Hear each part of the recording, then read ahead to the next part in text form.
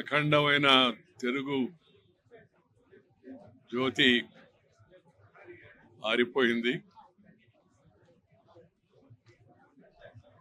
శ్రీ రామోజీరావు గారు ఒక వ్యక్తి కాదు, ఒక శక్తివంతమైన వ్యవస్థ.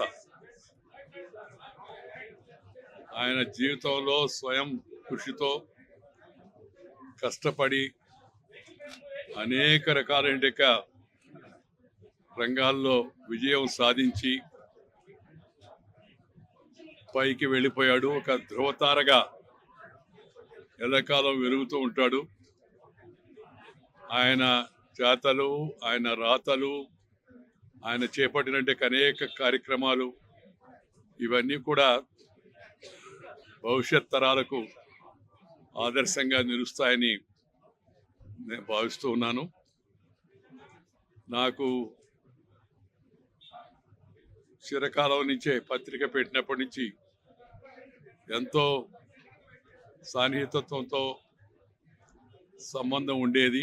అనేక విషయాలపైన ఆయనతో చర్చించడం వలన నేను ఒక రకంగా చెప్పాలంటే పరిపక్వత చెందారని నేను భావిస్తూ ఉంటాను. వారు పోరాట యోధుడు, మరింత కాలం పోరాడతాడని చెప్పి నేను భావించాను. వారు ఇంత త్వరగా ఆ పోరాటాన్ని ముగించి అనేక విజయాలు సాధించాడు. ఆయన అనుకున్న వాటిని కూడా సాధించాడు ఈ మధ్యకాలం విజయంతో పాటు. కానీ భగవంతుడు నిర్ణయాన్ని మనం ఎవరం కూడా కాదనలేము. భగవంతుడి పిలుపును అందుకని పైకి వెళ్ళాడు.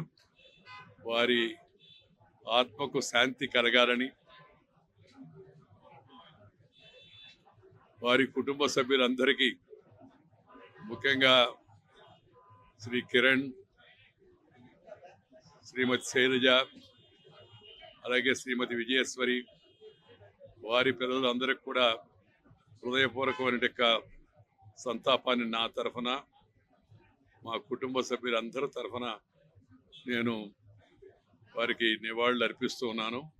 మా కుటుంబ సభ్యులందరూ కూడా ఆయనతో ఎంతో ప్రేమగా ఉండేవాళ్ళు. ఆయన కూడా అందరినీ మన కుటుంబం అన్నట్టుగా చాలా ఆదరిస్తూ ఉండేవాళ్ళు. అందువలన కుటుంబ సభ్యులందరి తరఫున కూడా నేను వారికి నివాళులు అర్పిస్తూ భగవంతుడు వారి ఆత్మకు శాంతి కలిగించాలని, సద్గతి ప్రాప్తించేట్టుగా ఉండాలని చెప్పని కోరుకుంటూ సెలవు తీసుకుంటాను.